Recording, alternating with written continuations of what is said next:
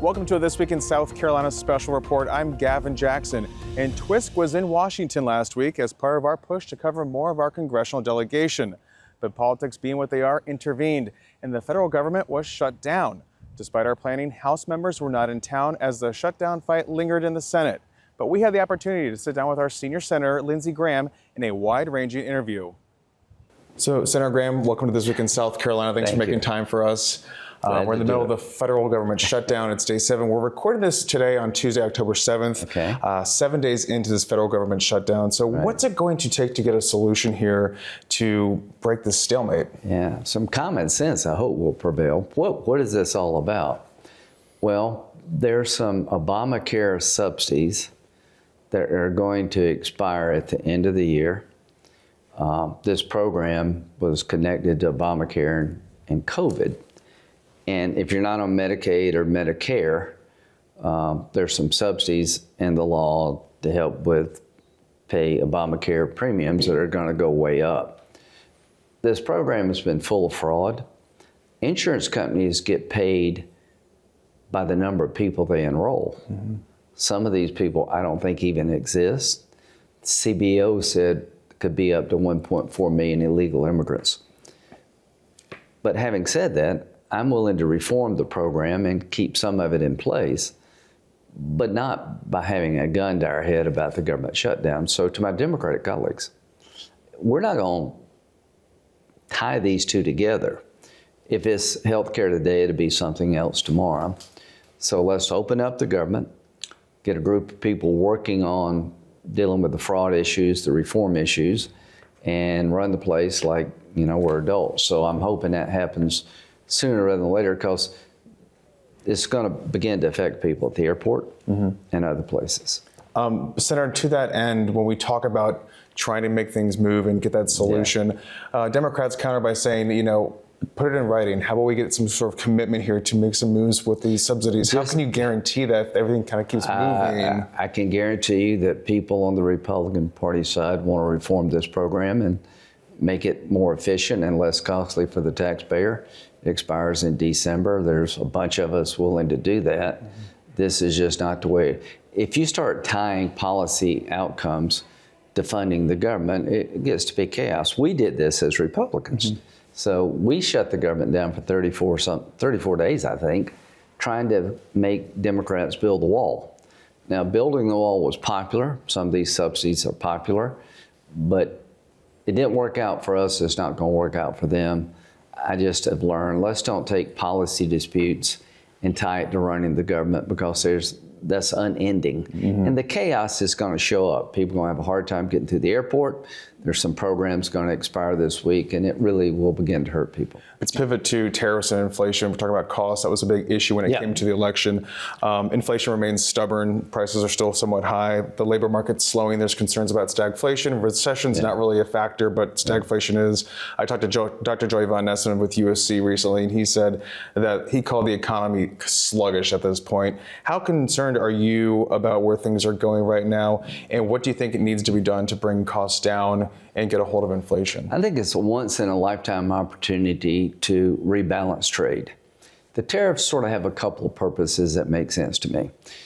Mexico, if you're not helping us deal with the fentanyl poisoning of America and other countries, then we'll put tariffs on your products to get you to help. That has really worked. Canada's helping, Mexico's helping, other people are helping. The threat of tariffs to deal with bad behavior has worked. The threat of tariffs to get better trade deals has worked. The deal with the European Union is a great deal for America and really a good deal for Europe. It was only when Trump threatened tariffs that worked. Now, the other problem is if you just put tariffs on goods to raise money for the American Treasury, I think the world would pay a 10 to 15% surcharge to do business in America. But you go much beyond that, then I think they'll retaliate and it could create inflation. So 3 lanes: tariffs to change bad behavior, tariffs to break down, to get better trade deals, to break down unfair trade practices. Like Australia would not buy American beef because it had GMOs. Well, that was kind of an unfair trade practice. We all eat beef, we're fine. once he threatened tariffs against Australia, they changed their policy. So that's all good. But generally speaking, using tariffs to run the government, to raise money to run the government, has a limit to it, and it could be inflationary. Okay. But when we talk about that and the inflationary aspects of it, and also looking at the labor market there too, I mean, a lot of this is uncertainty tied to how the tariffs have been rolled out, how they've been implemented.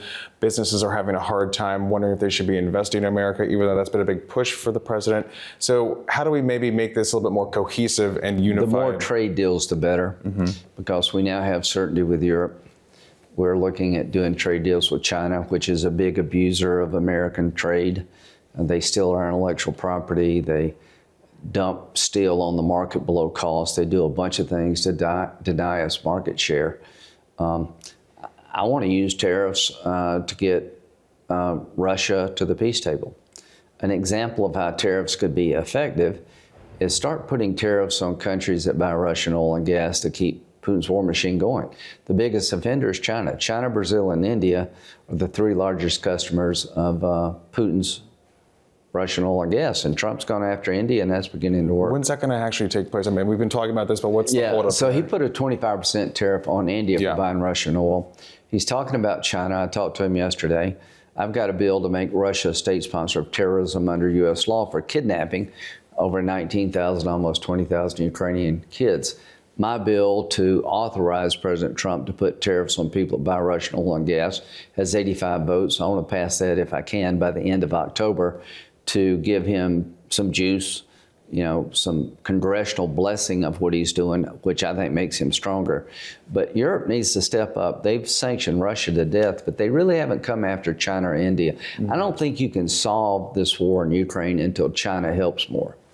We'll talk more about international affairs in a moment, because I know you have all the knowledge about that too. But I want to talk more about economic development and investment. Okay. We were talking about electric vehicle manufacturing, batteries, and all the tangential suppliers related to that. You were in Florence recently, campaigned there. You were asked about AESC, the battery plant that's being built there. It's a multi-billion-dollar investment. When we look at that kind of money being thrown around, and again, going back to the president wanting to bring those manufacturing jobs back to America, but then you see this plant being paused because of tariff uncertainty and also the rescission bill when it comes to EV investment. How do you bring a manufacturing back when you have these issues? Well, so number one, we're becoming sort of a battery center for the EV world, but the $7,500 subsidy to buy an electrical vehicle skews the market. Guess what? When we did away with that tax credit to buy an electric vehicle, the price of an electric vehicle went down by $7,500. So what I want to do is make sure that you have choices.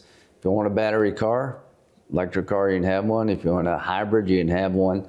And our footprint in South Carolina is pretty impressive. But I think you're going to see more hybrid manufacturers where you'll have a combustible engine component plus a battery component. I think that's probably going to be the bridge to a bigger EV fleet. But are you concerned about what message it sends to the investment that's already kind of sunk their costs in somewhere? I think we need to send an honest message. If you're going to build a battery plant, don't count on the $7,500 tax credit, because that skews the economy. But I think President Trump, in terms of incentivizing people to come back to America, is actually working. I hear a lot from the steel industry in South Carolina. They feel more competitive. He's relieving some of the tariffs on cars. BMW makes cars in Greenville, sells them all over the world.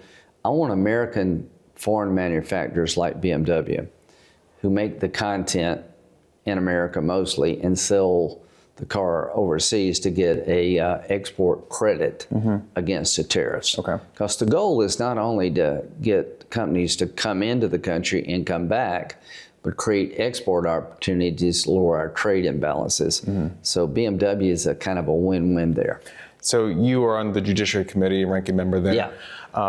You're also on the Judiciary Subcommittee on Border Security and Immigration. Illegal immigration, major issue everyone was talking about. We're still talking about it. We've seen border crossings, illegal border crossings dramatically decrease. Amazing. But we're also seeing a lot of aggressive enforcement tactics being taken place in places like Los Angeles, now Chicago. As a result of raids in Chicago, there have been more than 1,000 arrests of immigrants.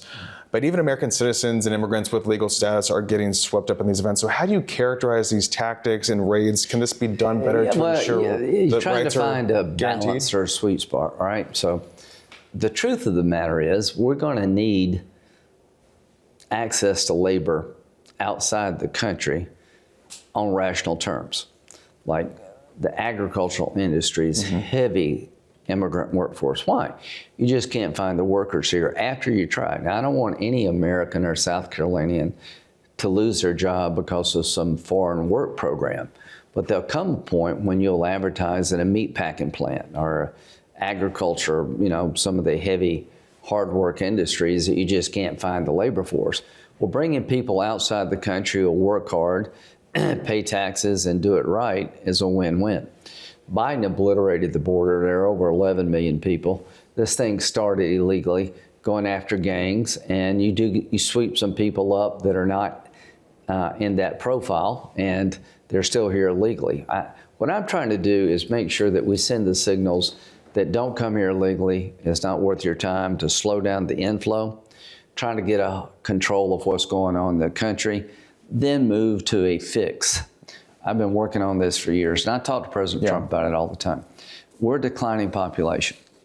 The birth rate in America is going down, and we're going to have a hard time over time having the labor force we need. So rational immigration that can be a win-win is the key. The people who've been here a long time, who kept their nose clean and learn the language and get back the line, I've always been open to that idea. But the point is, you've got to control your border. And sanctuary cities are magnets for future illegal immigration, like Chicago. There are over 100,000 illegal immigrants in Chicago. Now, why is that bad for South Carolina? Anytime you have major sanctuary cities in America, it sends a signal throughout the world, if you can get to one of these cities, you're okay. Well, that puts pressure on the immigration system. You'll never have legal immigration reform until you convince people in America that you can control your border and you can control illegal immigration. Once you convince them of that, I think we're fair-minded people, then you can move to legal immigration. Part of this ICE, these raids, are to make sure that people who use cheap illegal immigrant labor, the employers, they have to pay a price. So, but I am looking for balance. I don't want it to go to the point that, the taxes get to be, so disruptive that, it traumatizes people unnecessarily. Some would say it's already kind of happening, though. Yeah, to some extent, we'll see. I don't know how you fix this problem without disruption. 11 million people came across the border in 4 years. That's twice the size of South Carolina. We got to get a grip on it. So the reason it's disruptive is because it's such a major problem. The best way to have avoided this is to control your border. So you can talk about Trump and ICE all you want. He's dealing with a mess that he inherited. And the sooner we can control our immigration flow, the sooner we can move to a rational legal immigration system that's a win-win. And I've been trying that for years. Definitely have, sir. But when we talk about warrants and needing to have it done legally, are there any concerns that it's, what it might be doing to rights, our constitutional rights? Well, if you're here illegally, you've broken our law. And you can't have it, but once you obliterate the border and literally have twice the size of South Carolina come in here illegally, you're going to have to match that with an equal effort. We had mass illegal immigration. We're going to have to have mass deportation to get back to balance. This whole system is out of balance, and the only way you're going to get it back in balance is to enforce the law and control your border. Senator, the FBI just released a document showing that Special Prosecutor Jack Smith, as part of Operation Arctic Frost, the investigation to the January 6th riot, obtained data about senators' phones, including yours, from January 4th through January 7th in 2021. That data shows when and to whom a call was made, as well as the duration and general location of that call, but it does not include the content of the call. So that's what they say. That's what they say. Okay. What can you tell us about this? What have you been made aware of? I got a call yesterday from the FBI. I was floored. I'm the chairman of the judiciary in January 4th through the 7th. We're trying to figure out how should I vote to certify the election? I wound up voting to certify the election, but I had a duty, like every other senator, to find out the best they could what happened. This is pretty chilling. You know, from the time that President Trump announced in September of 2022 that he's going to run for president, he had 5 efforts by different jurisdictions to indict and prosecute him. I'm convinced if he had never run for president again, that none of this would happen. Now, in 2023, they get 8 United States senators, the FBI under Jack Smith, apparently issues a subpoena to my phone carrier wanting to know who I called, where I was at, and how long it lasted. That bothers the heck out of me. Whether you like me or not, that's not the issue. I'm in a separate branch of government. There's a check and balance process here. This is really unnerving. But it was pretty unprecedented what happened on January 6th, too. So, I mean, wasn't that... To get that data, isn't that just part of an investigation that they were building the case? No, it's not. It's not okay to seize the phone records of his existing United States senator who has a constitutional duty to vote to certify the election. I'm the judiciary chairman. Should I hold hearings? No, it's not okay at all. Not at all. And I don't know what happened, but we're going to get to the bottom of it. And if it's an abuse of the Constitution, I will sue. Talking more about troops and enforcement and Department of Justice, we saw National Guard troops have been deployed to U.S. cities. Even here in Washington, D.C., we see them out and about, milling around a little bit. Are you concerned at all when it comes to how this could be a slippery slope into something else? There are people who are concerned that this could be turned into a way for the president to seize more power, in a sense, and invade cities and control cities. Is there any credence to that? Are you concerned about that? I'm okay with what's going on because I live here when I'm not at home. This is my work site, and I can tell you it's better going around Washington than it's been in the last long time. Chicago's a sanctuary city with over 100,000 legal immigrants.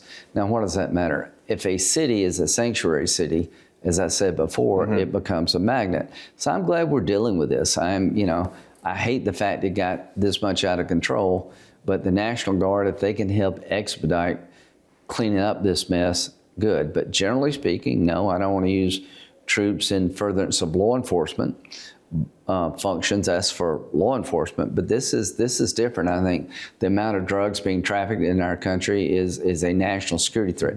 Blowing up the boats, Venezuela.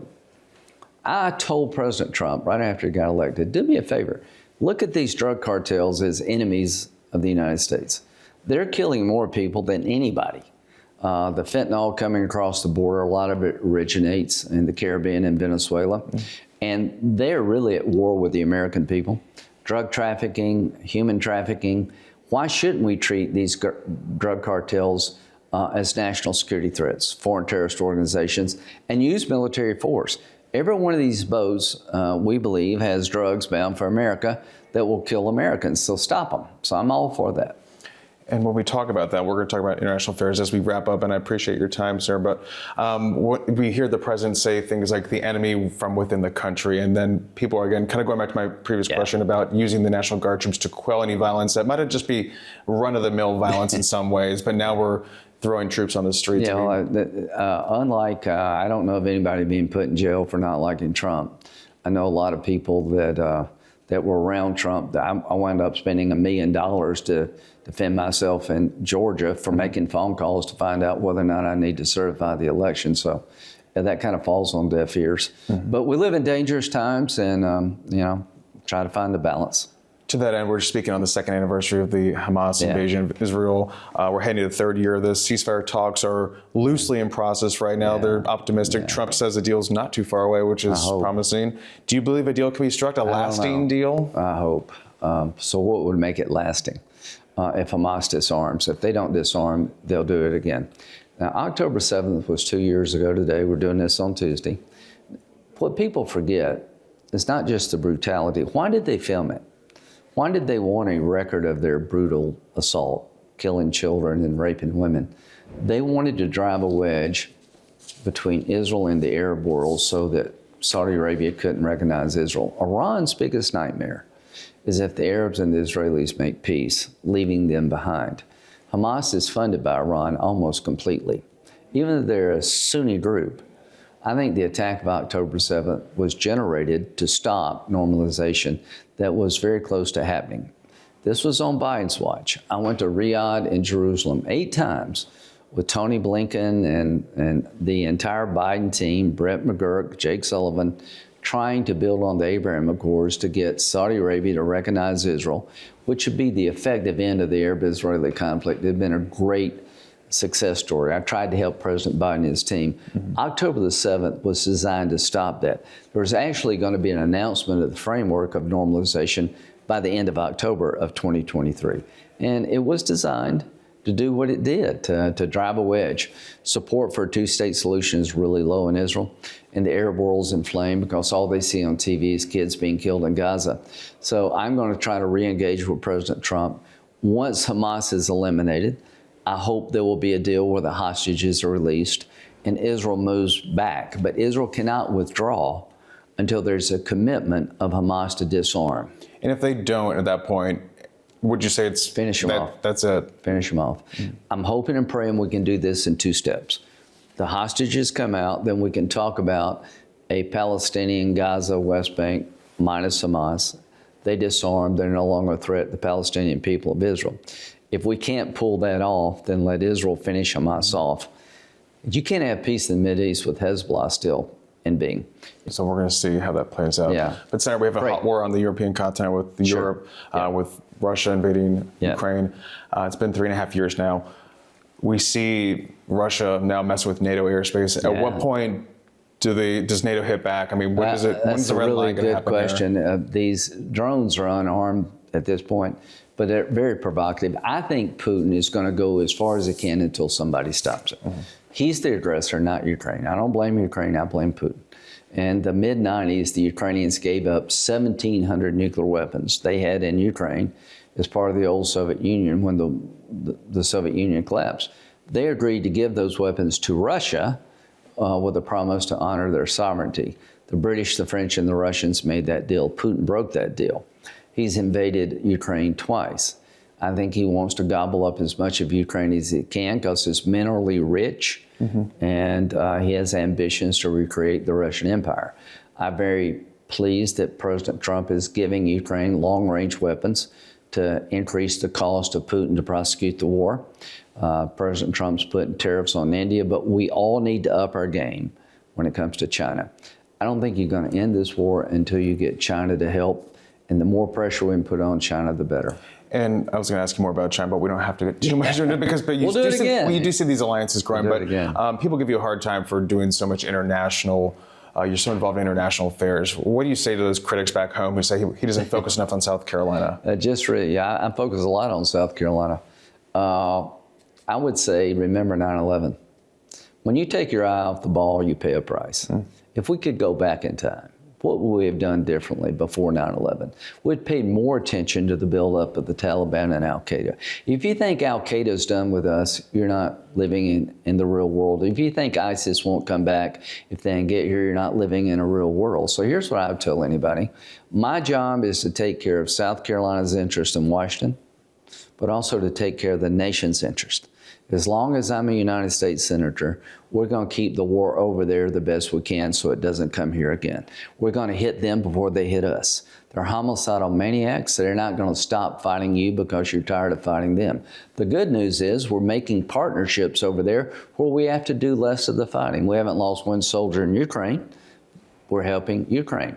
When it comes to the Mideast, there's a new Mideast emerging where they're willing to do the fighting with our help. So I would say this, if you want America to be safe, make sure Al-Qaeda and ISIS never get a chemical or a nuclear device that could attack our country. And the best way to do that is disrupt them over there before they get here. I do a lot of things. I help expand the Port of Charleston. I was the budget chairman that passed the one big beautiful bill with the tax cuts and money for the military and the border. But one thing I'm proud of, and I'll never back off on, is understanding the threats of the world to make sure they don't come back to our shores. As long as I'm your senator, I'm going to spend some time watching them over there to protect us here. And that being said, and wrapping up here, you're 70 years old, you're running for your 5th term. What motivates you? You kind of just put a button on it right there, but what's driving you to keep running, to keep serving? I think I'm better at my job today than I've ever been. I talked to BB all weekend about what does he need to get this deal done. I've become a very close friend of the President of the United States. We're going to play golf this weekend. There's very few people in the world I don't know that matter to us that I can't pick up a phone call and talk to.